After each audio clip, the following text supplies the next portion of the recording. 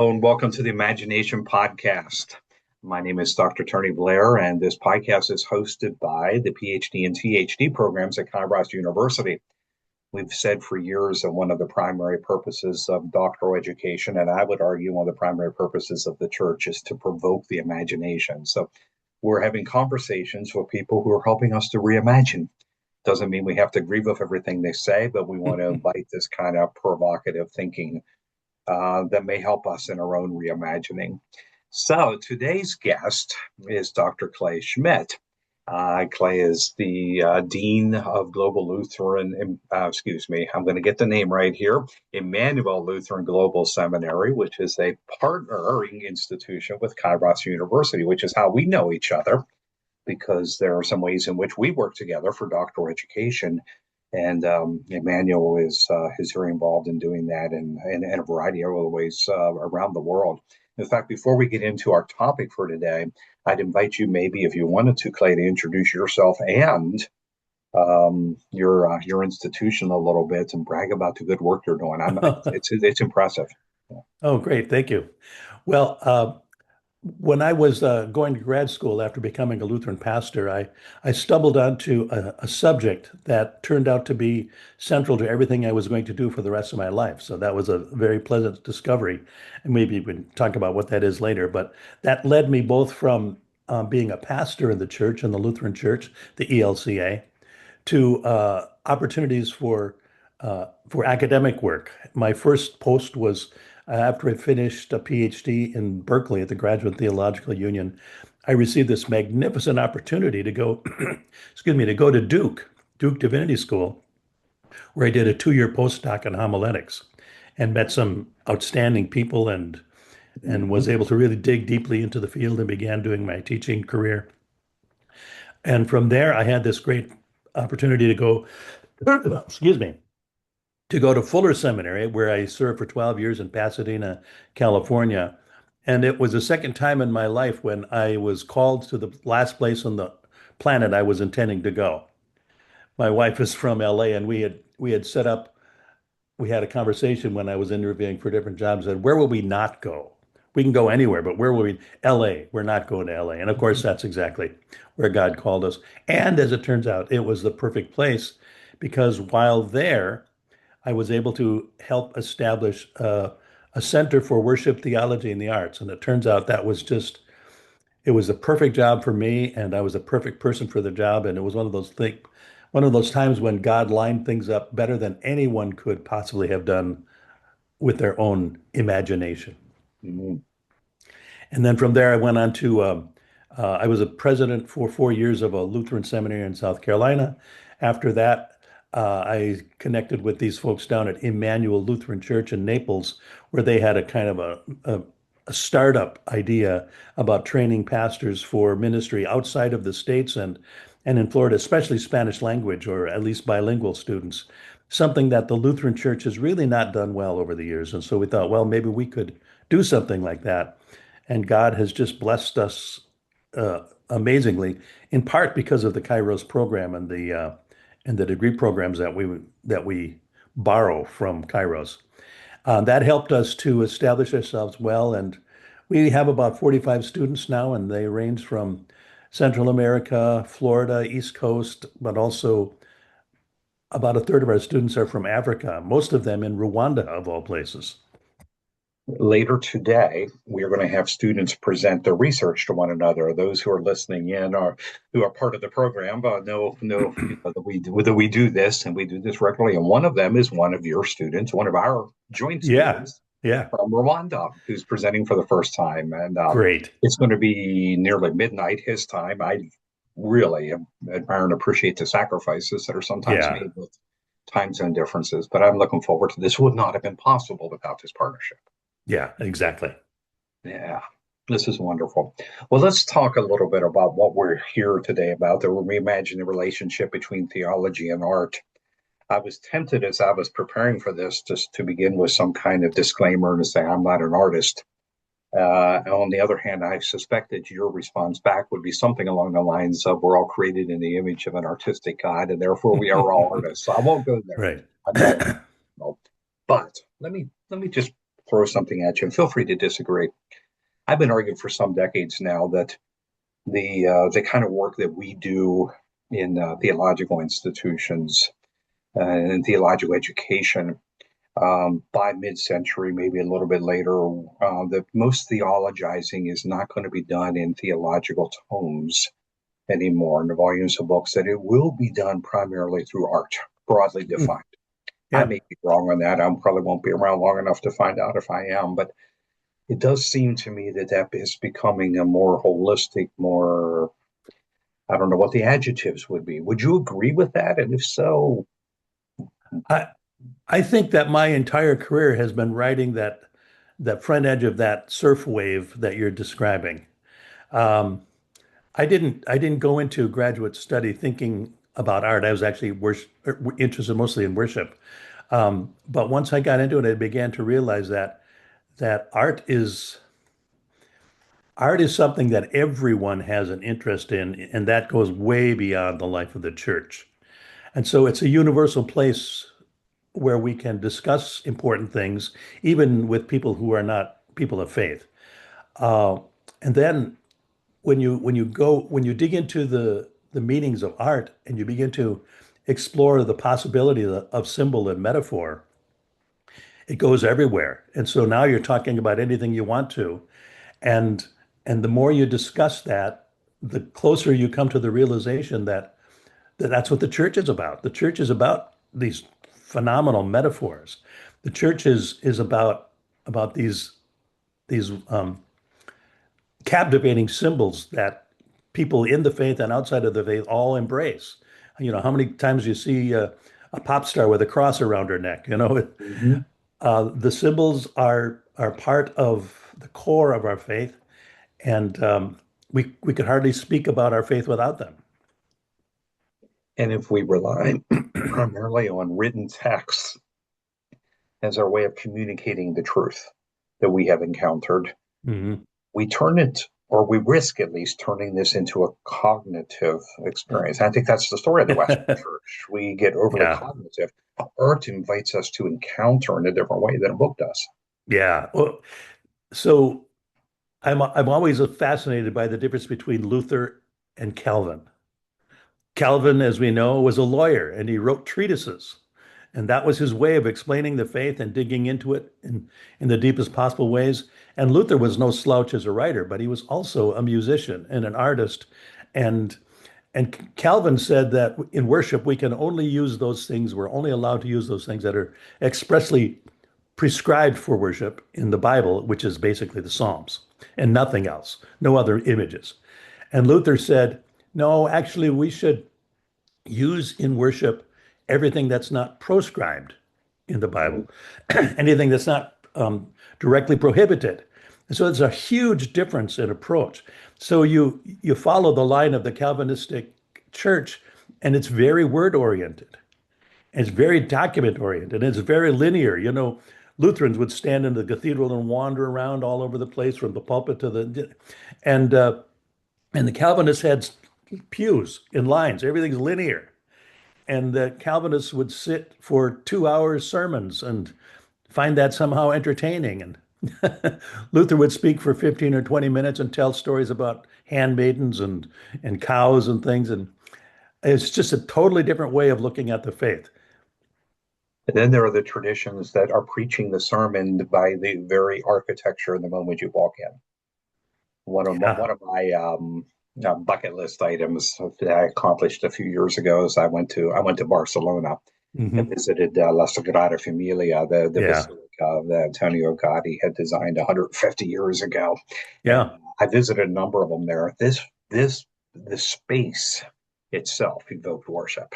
The Yeah. art itself, nobody had to stand and say anything. I Yeah. knew the presence of God by Yeah. the very space that I was in. And I think art can do that for us. It does. And of course, the ones that came before that were the Orthodox. You go into their churches, and even though the art is different, it's just as magnificent, and It's it's up all just, over the wall. yeah, it's just as upward drawing, and you realize you're standing here on earth, but you're looking basically at heaven, and you're looking at these icons, and a lot of Protestants have trouble with icons because it looks like they're praying to the icons. But as people like you and I know, Tony, the icons are just a window. They're a liminality beyond which we cannot see, but we can imagine, and that's where the rest of God's universe lies, and we're drawn to it. So those artistic symbols are just as powerful. And I would say, Tony, if you had heard a sermon in that cathedral that day, and we were talking about it now, how many years later, would you remember the words of the sermon or would you remember the space? Yeah, I remember the space, the experience. Yeah, yeah, Yeah. it's a good point. Yeah. And then it translates to people who don't go to churches or cathedrals, but they're standing in the mountains and they see cathedrals, and there's a resonance there that everybody has. Let's back up to music for a moment because I know you do music, and Mhm. you said something early on that as if you had focused on music and now on art. Is music part of the arts in your understanding? Is this one of the expressions? I'm thinking of Martin Luther here, your hero, Yeah. who Calvin saying don't sing anything that's not in the Psalms, and Luther sits down and writes the hymns, and a Yeah. couple of which we're still singing 500 years later. And Even Festaberg is unser God, a mighty fortress is our God. That's Luther. That's even the Catholics are singing that one. yeah. Yeah. Yeah. Well, that was my entry into the arts because I was a musician as a kid and I was a music major in college. And it was from that performance perspective as a singer that I began to understand what God was doing in worship, in faith through music. So yeah, for me, music is probably the most accessible kind of art form that we use in the church that relates immediately and very well with any other kind of music outside the church. Yeah, and I don't want to draw a false dichotomy here. I hear this sometimes in the phrase "it's attributed to Francis of Assisi." I don't know if he said it or not. Preach the gospel if necessary, use words. I would always want to add the coda. It is necessary to use words somewhere along the line, Yeah, and yeah, Jesus modeled that for us. So it's not that the words don't matter or the books don't matter, but if we want to have a holistic understanding of God that transcends the merely cognitive, the way that we have translated even words like belief hmm from the New Testament, the Greek word there is pistis, which really ought to be translated as something deeper, as more like faith, hmm trust, something that we are putting our heart into and not just our minds. We're probably going to have some kind of transformative experience or encounter. It seems like the art has this way of invoking that or inviting that in a way yeah. that maybe sometimes mere words do not. So what you're coming very close to is something that I did want to mention today because I think it's a wonderful paradox. It's what I call the preacher's paradox. So we who attend to art are aware that art helps us with our feelings. It gets to things that we can't say in other ways. So some things, as we know, as Paul says, are too deep for words. And Mm, we bring those things to church. What do we bring to church? What do we come to worship for? Well, we've got burdens on our hearts and joys on our hearts. Somebody has just lost a father, somebody's just gotten a new job, somebody had a miscarriage, somebody's getting married, somebody had a car accident. I mean, just go on and on. And if you have 100 people in church, you have 100 different things going on in people's lives, and each one of them has multiple things going on in their lives. Uh, and there's no way that words can address all of that. So, as Paul says, the Holy Spirit is there to intercede for us with sighs too deep for words. But the preacher's got a job. And so this is what I call the preacher's paradox. We are called to speak to all of these amazing needs and heartfelt uh, episodes in people's life, and we're called to do that with words because preachers are supposed to speak. So there's a paradox for you. How do you say things too deep? How do you speak to things too deep for words when you can only use words? mm, And the answer is really an artistic one. So we turn to the poets. and we learn from them in the way that they use words imagistically and evocatively. And they use the plasticity of words so that words have more than, they mean more than what they mean. So we use metaphors and symbols. I love this image. You throw a metaphor into speech and it explodes like a grenade with Or meaning. a simile, like a grenade. Yes, like a grenade. Yeah. Um, excuse me. And when it goes off, every recipient of the metaphor has an understanding of it, and it's probably in some ways similar to what my neighbor has, but my neighbor has a different experience with it. And at the end of the day, you don't say, okay, well, who got it right? No, no, they're all right because the metaphor has that much power to have so much meaning.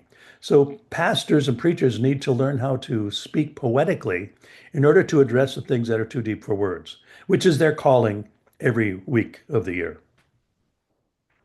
I love that. It's something I use in my own ministry. Um, Here's another pondering, I guess, I've had about this. I've been wondering again for years about the individualistic nature of so much of what is ministry in the West, and we've exported this to many places around the world. So Hmm. the solo preacher, I happen to be, by the way, in a congregation, and as one of two senior pastors, and most Sundays, both of us are standing. I'm Hmm. male and female. We're not married to Hmm. each other. There's just a different, and we are going back and forth. So there's at least one more voice, and then at the end, because we're low church, we pass the mic and Oh anybody yeah. who wants to talk can weigh in so that Okay. there's this multiplicity of voices. But we Hmm. have to work hard to overcome that idea that there's this solo voice that is speaking to Hmm. or on behalf of the whole community. Again, correct me if I'm wrong here, but my impression is that most of the arts, at least, invite a more communal participation, more collaborative. I guess there is always the solo artist who's doing their own thing, but Yeah. it seems like there's more of a community in that expression. And could that give us something that we could use or a different posture in how we do ministry? So art really exists for the community. If an artist creates something in isolation and it's never viewed, it's hard to call it art. I've done a fair study of the philosophy of music, and one of the things that everyone seems to agree on is unless you have an audience, you're not really making music. It's an exercise, and it's an artistic kind of exercise or practice, but Mm-hmm. practice is not performance. And as long as you're alone, you're practicing or you're playing for yourself. But as soon as you have one person attending or many, now you have a performance. Now you have an artistic event. Now you have a musical event, and it comes to life because of the audience. A sculptor would say the same thing. A sculptor can make the most magnificent creation. If no one sees it, it's stillborn, basically. It's made for the community. And the beautiful thing about the community showing up is we all have our own our own connections with it. We all have our own resonances with it. One person will see this magnificent sculpture one way, another will see it another way, another will see it another way, and we all lean into it. We all look at it. We all gaze at it. We're captivated by it if it's any good. And that's by the way why we want to have good art in worship, because if it's not any good, you're going to turn people off and the community gets shut down. If it's engaging, it draws them in, and all of a sudden the too deep for words stuff starts happening. I've got this one line I like to use, or this one image I like to use when I teach about this stuff. In our house here, we have a 5 foot baby grand piano, which my wife plays. And in the other corner, we have a stand-up bass fiddle. And I don't really play the bass fiddle, but my wife said, "Well, you're a musician. What can I get you for Christmas?" She got me a bass. So we mess around with it, or I fiddle around with it once in a while. But here's what I love to do. You can go to the piano, go to the low E key, and hit that loudly. Bum. And if you're standing over near the bass and you listen carefully, you'll hear that same note coming out of the bass. The It's called, vibrations? yeah, it's called sympathetic vibration. And so the bass recognizes something without any manipulation. You don't touch it at all. It recognizes something familiar that's going on the piano. that idea of resonance is what happens when we entertain art or view it or and get involved in it. We have this resonance with it. We can't explain why, and it's not like somebody is trying to manipulate us or affect us in any particular way. It just draws us in. We can't help it. So that power of resonance is really at work in all art, and it's highly at work whenever we gather for worship. That may be my favorite takeaway of this week. Resonance. Sympathetic resonance. Love that. Yeah, it's a cool image, isn't it? Let me push back on you on something, and it Yeah. just I'm just curious. Don't know that I've heard anybody say quite as explicitly that it's not art until you have a Mhm. viewer or a person. Cannot the artist, him or herself, be that participant, the one who is Well, affected by the beauty of the thing that they have co-created? they certainly are. Yeah. I mean, I don't want to overstate that Okay. you make a magnificent painting and it's not art until somebody says it. It's easy to overstate that. And I don't mean to do that. But the artist didn't do it for him or herself. He had the audience in mind at all times. And the audience, the imagined community helps to shape what's being made because the artist is intending to create resonance with those future viewers. So certainly the artist is, I mean, sometimes in complete rapture in the course of making the art. So I don't want to deny that in any way. That's powerful in itself, and it's why someone becomes an artist, I suppose. Sounds like But you're describing Genesis 1 there. yeah, yeah, exactly. Yeah. Yeah, and so what you said at the outset is what I would strongly agree with. When you try to parse what it means to be made in God's image, well, one of the things that's perfectly clear is that we are co-creators with God. Mm. And as well as masterpieces of God. One of our recent alumni of the THD program did his whole dissertation on this theme and being Oh, masterpieces. good. Oh, wonderful. He pointed out something that I regret that I had never understood. In the Septuagint version of the Old Testament, the word there in Genesis 1, I think in verse 22, we were made in the image and likeness of Hmm. God. The Greek word used there is icon. Oh, We become the icons of God. Very nice. nice about that. Very nice. And then he went off on some wonderful ramifications of that. And I Beautiful. regret having never picked that up before. That was awesome. Oh, I love that. I want to read that book. Yeah. Yeah. Yeah. So we ourselves, not just that we can use the icons, the images as a Hmm. window into what is the mystery that is the reality of God, but we ourselves become those Hmm. things. Yeah, and if you're a functioning human being, and granted, not every last human being is able to function well, but if you're a functioning human being, you are creative. You are being creative in whatever you do. And that's just part of our nature. One of our other graduates wrote a whole dissertation on tattoos, a bit of an Oh, anthology, and it was deeply theological. And he oh compared yeah. us to illuminated manuscripts and stained Hmm. glass windows, and we Ooh. embody Oh, when we carry the tattoo, we embody the very nice. it was again, there's some really, really creative, imaginative work being done. Oh, You beautiful. start thinking about that. So it's not just something we do; it's something we become. We become the art. Yeah. Um, I really enjoy that. Let's see. I had another question here for you. Um, um,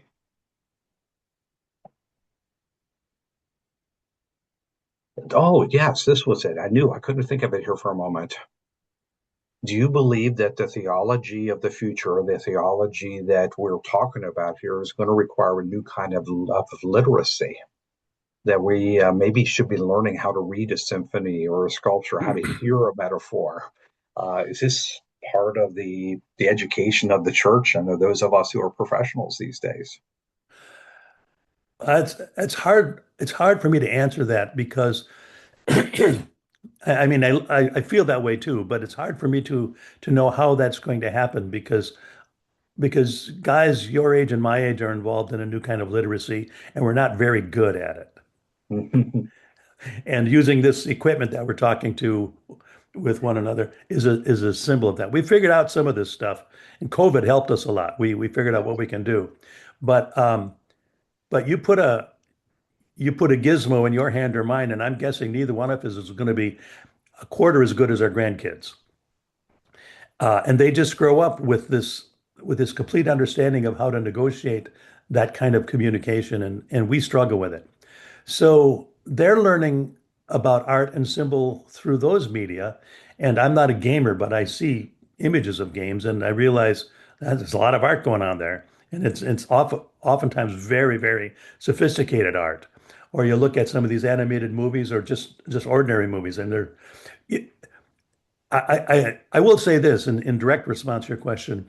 I think that the film industry is the place where most people in America, probably in the world, gain their best access to artistry. And Yeah. they learn about art through watching films, whether they're animated or live action or documentaries for that matter. Um, Everyone who's involved in creating a film is an artist, and anyone who watches it is there because they're eager to find resonance with it. So maybe that's the place where the best education takes place, and it takes place the most easily because people are drawn in. You don't have to sign up for credits to go to a film. You don't have to pay a tuition. You just go because you want to be there. And Uh, I believe, and you can disagree with me on this, or any of those watching it, I'm enough of a Wesleyan to believe in prevenient grace that no matter what the intentions, no matter what the stated goals of the film as art, grace will seep through. oh, We do a absolutely. series every year at our church where we show extended clips from movies. We go Hosanna to Yeah, movies. Hosanna's the name of our church. yeah. And, under the now we choose them carefully, but because some will have this more saturated than others, obviously. But we try Oh, to help our congregation see through those eyes. I've got a great example for you. I was teaching a course at Fuller on theology and the arts, and we had a lot of people from Hollywood show up, young people learning to make their way in Hollywood. Had this wonderful young filmmaker in my class, and for the final project, he decided to make about a 5 minute film clip. But what he did is he stole or borrowed. There's a certain rule where you can have maybe so many seconds of something in the public, not the public domain, but in the public, that without having to worry about paying for it. So he stole clips from, I don't know, maybe 30, 40 popular, well-known movies from every era of movies. So old black and white and everything else. And they were secular movies, and they were just clips, just brief clips, strung together, edited together, and you watched it from beginning to end, and it told the salvation story. That's cool. And you couldn't miss what he was talking about. You couldn't miss it. It was a sermon. It was magnificent. And there wasn't a single word in it that had anything to do with the Bible or with the Christ or the faith. It was just the artistry of the editor. That's where I learned why editors deserve Academy Awards. Holy cow. If you can do that, that's power. That is awesome. Isn't that My cool? own way of expressing this, because I'm pastoring, is that I'm 20 years ago, my friend Len Sweet, who was one Yeah. of our guests on here a few weeks ago, Hmm. challenged us to communicate a sermon in images, at least as Yeah. well as in words. So I probably put 4 to 6 hours in every week on Hmm. just on the PowerPoint to accompany our written message. Yeah. Yeah. And very few words in that PowerPoint. It's images. Oh, My goal is if it's nobody could hear a word we would say, they could if they could watch that, they could get the gist of it. exactly what I've been trying to get my students, my preaching students to do.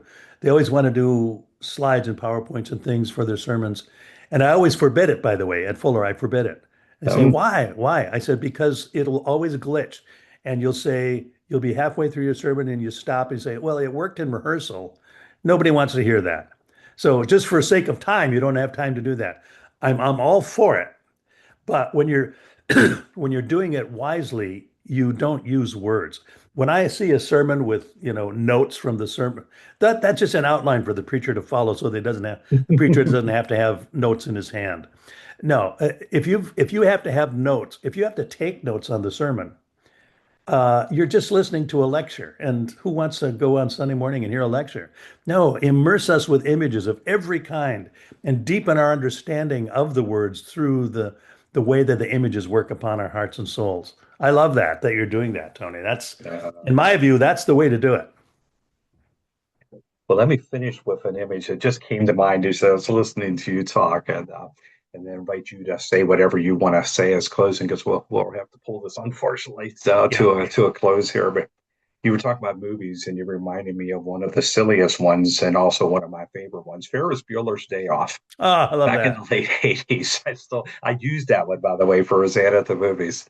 And there's a scene in the movie where Cameron, one of the characters, they go to the art museum, and he just sits there and gets absorbed by Georges Seurat's what's it called, Saturday Afternoon in the Park or something like Yeah. that, the Chicago Institute of Art, and just stares into it. It's just he becomes laser focused on that, and he's having this moment, this experience that he didn't expect to have. He was going to go out for a ball game, not go to an art Yeah. museum, but he's Yeah. moved by this. That's kind of, I guess, my dream or my ideal, that something would be so captivating Yeah. that it would capture not just our mind but our imagination, and we would Yeah. emerge somehow changed from it. Yeah. That's my riff. Do your last riff of whatever you want to Yeah. go. I, well, I'll agree with that, and that's what we're trying to do in worship when we're leading worship in whatever role we have, whether we're an usher or a reader or a preacher. Um, our goal is to allow people to enter into an encounter with, excuse me, the one they came to see, and to get out of the way because the art brings us to understand who Christ is in this moment. Sir, we wish to see Jesus. Mm, And our job is to let that happen and not be the one they see. So we perform well, we create art well, we do all of these things well, not so that we can show how good we are, but to show people how good Christ is. wonderful. If somebody wanted to follow up, read some of your work, or find out more about what you or the seminary do, where would be a good place for them to look? Well, you can go to our website, elgs.edu. That gives a general overview of what we're about as a seminary. For my own work, Uh, I used to have a website, but I found I didn't like keeping it up, so I don't have one anymore. But the books are out there, and if anybody wanted to get a general understanding of what my perspective is about, you could read my first book, which is called Too Deep for Words, Two published deep by words. Westminster John Knox. And then I've got other things after that that all spring from the same basic understanding of the power of art and what we do in the faith. Wonderful. Well, thank you, Clay. Thank you for provoking imagination with this today. I once Yeah, it's again, I fun. feel, as I felt in so many of our previous conversations, we could take the next 90 minutes and just go deep and juicy with this. But you've at least given Yeah, us something that we can take home and work with here a bit. So I thank really you. appreciate that, and thank you all for all of you who are watching. Bye.